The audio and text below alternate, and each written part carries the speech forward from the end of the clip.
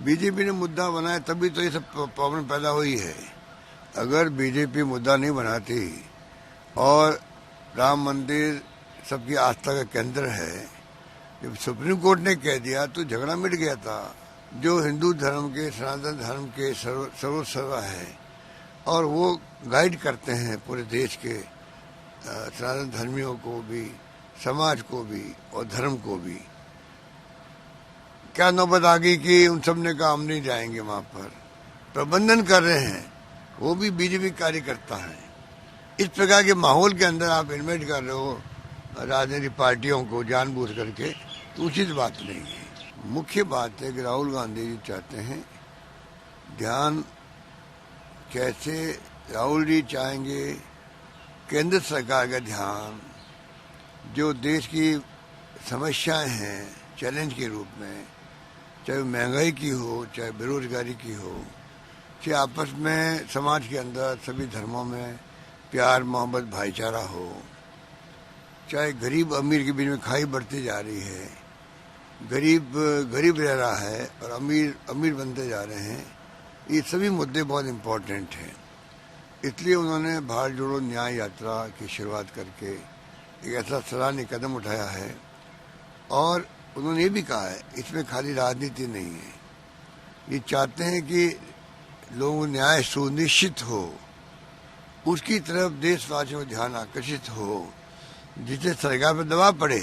देश की जनता क्या चाहती है, वो त्रस्त है महंगाई से, बेरोजगारी से, तनाव और जो माहौल है हिंसा का उससे, और जो गरीबी बनी हुई है, अमीर गरीब की भी खाई बढ़ती जा रही है, उसकी तरफ ध्यान आकर्षित करने के लिए मैं समझता हूँ कि बड़ा कदम उठाया। हम सब उसका स्वागत करते हैं और हम लोग जा रहे हैं वहाँ मणिपुर के अंदर। बीजेपी ने मुद्दा बनाया तभी तो ये सब प्रॉब्लम पैदा हुई है।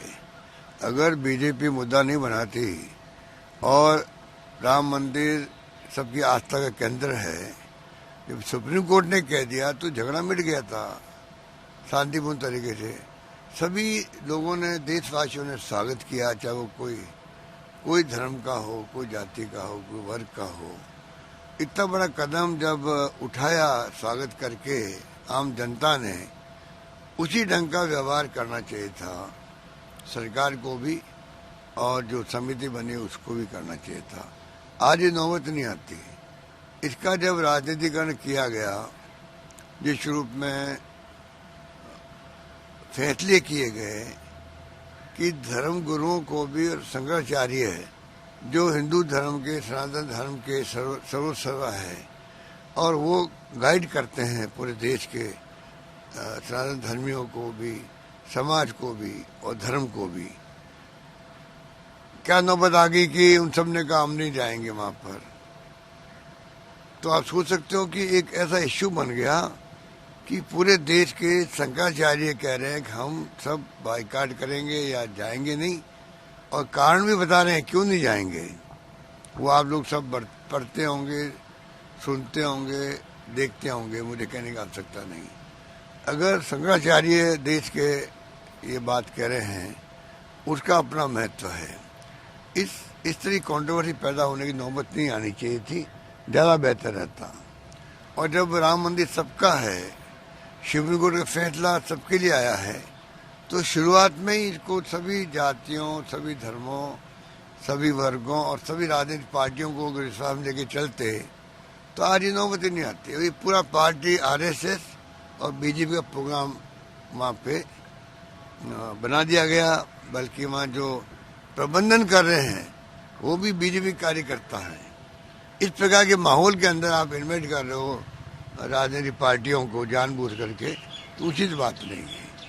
इसलिए ये मतलब कांग्रेस ने कहा भाई कांग्रेस नेता क्या है, मंदिर में जाने के लिए किसी को पूछना पड़ता है क्या?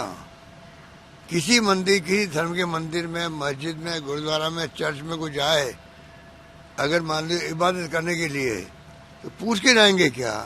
पूरी जरूरत नहीं है। और ये प्रोग्राम क्योंकि आरएसएस और बीजेपी का प्रोग्राम बन गया है, तो आप बता दीजिए कि उसमें कांग्रेस वाले कैसे जाते हैं। मतलब कांग्रेस का मतलब कांग्रेस प्रेसिडेंट सोनिया गांधी जी, नेता प्रतिपक्ष लोकसभा अधीर रंजन चौधरी जी, वो कहे जाते प्रोग्राम तो आरएसएस बीजेपी का है, इसलिए उन्होंने कहा है आस्था सबकी है, पूरे देशवासियों की आस्था राम मंदिर में है। इसलिए मैं कहना चाहूंगा ये जो अहम घमंड के आधार पर सरकार चल रही है एनडीए की, प्रधानमंत्री मोदी जी और अमित शाह जी जिस रास्ते पे देश को ले जाना चाहते हैं वो उचित रास्ता नहीं है। लोकतंत्र इसलिए हम कहते हैं खतरे में है, संविधान की धज्जियां उड़ रही है और तमाम agency ED, income tax, CBI, आप देख लो क्या हो रहा है, जुडिशरी पे दबाव है। ये तमाम बातें चिंताजनक बातें हैं। सर, इंडिया गठबंधन मायावती जी से बात करने की कोशिश, अब देखिए इंडिया गठबंधन की मीटिंग में जा रहा हूं अभी, एलायंस मीटिंग में विभिन्न राज्यों से बातचीत हो रही है और सकारात्मक दृष्टिकोण से आगे बढ़ रहे हैं। हम उम्मीद करते हैं कि अधिकांश पार्टियों के साथ में गठबंधन होगा, सीट शेयरिंग होगी और इस बार जो है इंडिया गठबंधन के पक्ष में माहौल है। आरएस के अभ्यर्थी लगातार चिट्ठी बनाने को लेकर धरना दे रहे हैं, लगातार यूनिवर्सिटी के गेट पे रात में सर्दी में खुली। देखिए तो उनकी अपनी समस्या बनी रहती है, नौजवानों की प्यार मोहब्बत से बात करनी चाहिए। मंत्री जी को या मुख्यमंत्री जी को रास्ता निकालना चाहिए जिससे कि उनकी बात सुन करके उनको संदेश करे और कोई रास्ता निकाले। सरकार को बने इतना टाइम हो गया सर, पोर्टफोलियो सरकार के पोर्टफोलियो बढ़ गए लेकिन अभी तक एक कैबिनेट मीटिंग नहीं हुई सरकार की, तो इसलिए अभी तक नहीं हुई। मैं पहले कह चुका हूं कि मुख्यमंत्री जी को बनाया गया, प्रथम बार के वो जीत के आए हैं तो उसी ढंग से उनको सहयोग भी करना चाहिए पार्टी को। वो सहयोग मिल नहीं रहा क्योंकि मैं समझता हूँ कि रिमोट कंट्रोल से चल रहे हैं वो हर चीज, चाहे वो मंत्रिमंडल हो, चाहे वो पोर्टफोलियो हो, चाहे ब्यूरोक्रेसी का रिसफल हो, तो ये तमाम काम जो है अगर रिमोट कंट्रोल चलेंगे तो मैं समझता हूँ उचित नहीं है। इससे वैसे इनकी पार्टी का अंदरूनी मामला है, सरकार का मामला है, मुझे कोई कमेंट नहीं करना है, परंतु जनहित के अंदर, राज्य हित के अंदर अगर कैबिनेट की मीटिंग नहीं बुला पा रहे वो लोग, मंत्रिमंडल बनने के बाद में पोर्टफोलियो बंटने में 7 दिन लग गए, उसके बाद में अब आप पहली मीटिंग हो जानी चाहिए थी पोर्टफोलियो बनते ही, वो भी अभी तक नहीं हुई है, इतने दिन हो गए हैं। तो जनता में निराशा के भाव पैदा हो रहे हैं। ये कर्णपुर में जो गलती करी मंत्री बना करके, वहां मूंगी खानी पड़ी इनको, पूरे प्रदेश के अंदर लोगों ने उसको वेलकम नहीं किया। भाई आप चुनाव चल रहे हैं और अपने प्रत्याशी को आप जो है शपथ दिला रहे हो, तो जनता ने करारा जवाब दे दिया उसका।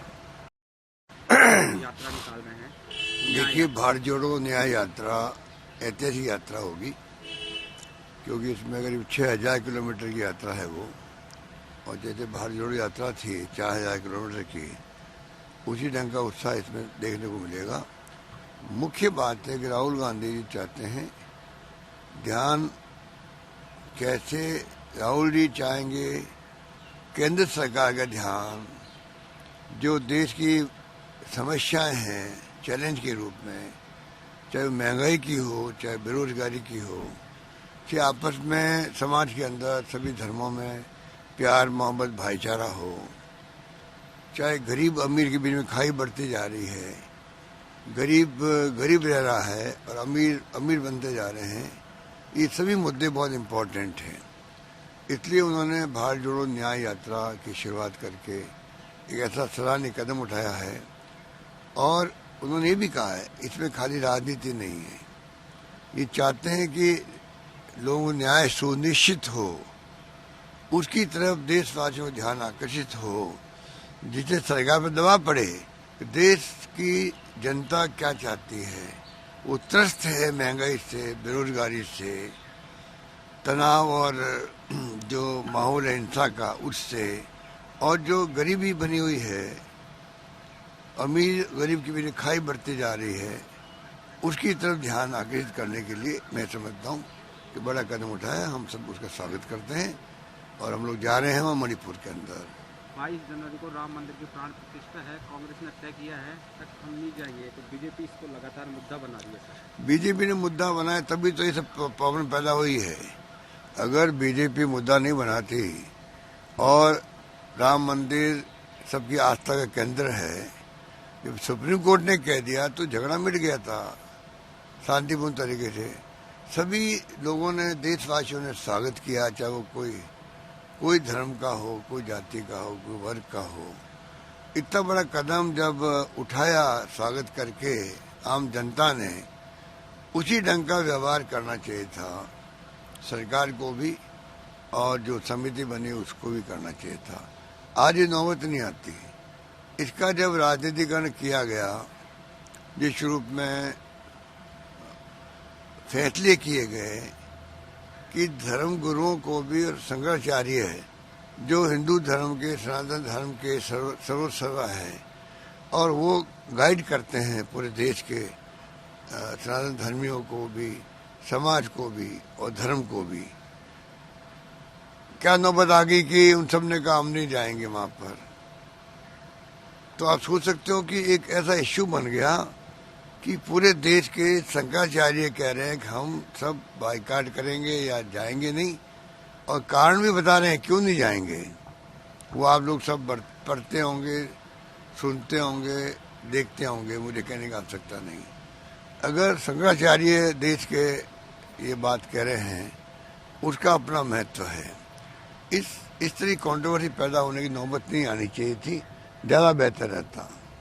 और जब राम मंदिर सबका है, सुप्रीम कोर्ट का फैसला सबके लिए आया है, तो शुरुआत में ही इसको सभी जातियों, सभी धर्मों, सभी वर्गों और सभी राजनीतिक पार्टियों को अगर विश्वास में लेके चलते तो आज ये नौबत ही नहीं आती। अभी पूरा पार्टी आरएसएस और बीजेपी का प्रोग्राम वहाँ पे बना दिया गया, बल्कि वहाँ जो प्रबंधन कर रहे हैं वो भी बीजेपी कार्यकर्ता हैं। इस प्रकार के माहौल के अंदर आप इन्वाइट कर रहे हो राजनीतिक पार्टियों को जानबूझ करके, तो उचित बात नहीं है। इसलिए ये मतलब कांग्रेस ने कहा, भाई कांग्रेस नेता क्या है, मंदिर में जाने के लिए किसी को पूछना पड़ता है क्या? किसी मंदिर, किसी धर्म के मंदिर में, मस्जिद में, गुरुद्वारा में, चर्च में कोई जाए अगर मान लो इबादत करने के लिए, तो पूछ के जाएंगे क्या? पूरी जरूरत नहीं है। और ये प्रोग्राम क्योंकि आरएसएस और बीजेपी का प्रोग्राम बन गया है, तो आप बता दीजिए कि उसमें कांग्रेस वाले कैसे जाते हैं। मतलब कांग्रेस का मतलब कांग्रेस प्रेसिडेंट सोनिया गांधी जी, नेता प्रतिपक्ष लोकसभा अधीर रंजन चौधरी जी, वो कैसे जाते? प्रोग्राम तो आरएसएस बीजेपी का है। इसलिए उन्होंने कहा है आस्था सबकी है, पूरे देशवासियों का आस्था राम मंदिर में है।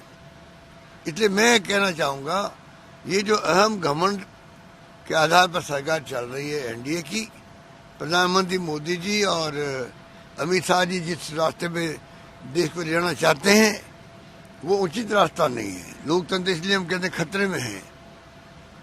संविधान की धज्जियां उड़ रही है और तमाम agency, ED, income tax, CBI, आप देख लो क्या हो रहा है, जुडिशरी पे दबाव है। ये तमाम बातें चिंताजनक बातें हैं। सर, इंडिया गठबंधन मायावती जी से बात करने की कोशिश। अब देखिए, इंडिया गठबंधन की मीटिंग में जा रहा हूँ अभी, एलायंस मीटिंग में विभिन्न राज्यों से बातचीत हो रही है और सकारात्मक दृष्टिकोण से आगे बढ़ रहे हैं। हम उम्मीद करते हैं कि अधिकांश पार्टियों के साथ में गठबंधन होगा, सीट शेयरिंग होगी, और इस बार जो है इंडिया गठबंधन के पक्ष में माहौल है। आरएस के अभ्यर्थी लगातार टिकट बनाने को लेकर धरना दे रहे हैं, लगातार यूनिवर्सिटी के गेट पे रात में, सर्दी में। देखिए, तो उनकी अपनी समस्या बनी रहती है नौजवानों की। प्यार मोहब्बत से बात करनी चाहिए। मंत्री जी को या मुख्यमंत्री जी को रास्ता निकालना चाहिए, जिससे कि उनकी बात सुन करके उनको संदेश करे और कोई रास्ता निकाले। सरकार को बने इतना टाइम हो गया सर, पोर्टफोलियो सरकार के पोर्टफोलियो बट गए, लेकिन अभी तक एक कैबिनेट मीटिंग नहीं हुई सरकार की, कोई फैसले अभी तक नहीं हुए। मैं पहले कह चुका हूं कि मुख्यमंत्री जी को बनाया गया, प्रथम बार के वो जीत के आए हैं, तो उसी ढंग से उनको सहयोग भी करना चाहिए पार्टी को। वो सहयोग मिल नहीं रहा, क्योंकि मैं समझता हूँ कि रिमोट कंट्रोल से चल रहे हैं वो हर चीज़, चाहे वो मंत्रिमंडल हो, चाहे वो पोर्टफोलियो हो, चाहे ब्यूरोक्रेसी का रिसफल हो। तो ये तमाम काम जो है अगर रिमोट कंट्रोल चलेंगे तो मैं समझता हूँ उचित नहीं है। इससे वैसे इनकी पार्टी का अंदरूनी मामला है, सरकार का मामला है, मुझे कोई कमेंट नहीं करना है। परंतु जनहित के अंदर, राज्य हित के अंदर अगर कैबिनेट की मीटिंग नहीं बुला पा रहे वो लोग, मंत्रिमंडल बनने के बाद में पोर्टफोलियो बंटने में 7 दिन लग गए। उसके बाद में अब आप पहली मीटिंग हो जानी चाहिए थी पोर्टफोलियो बनते ही, वो भी अभी तक नहीं हुई है, इतने दिन हो गए हैं। तो जनता में निराशा के भाव पैदा हो रहे हैं। ये कर्णपुर में जो गलती करी मंत्री बना करके, वहाँ मुंह की खानी पड़ी इनको। पूरे प्रदेश के अंदर लोगों ने उसको वेलकम नहीं किया। भाई आप चुनाव चल रहे हैं और ये अपने प्रत्याशी को आप जो है शपथ दिला रहे हो, तो जनता ने करारा जवाब दे दिया। ताज़ा खबरों के लिए विजिट करें द फैक्ट इंडिया की वेबसाइट और डाउनलोड करें द फैक्ट इंडिया ऐप।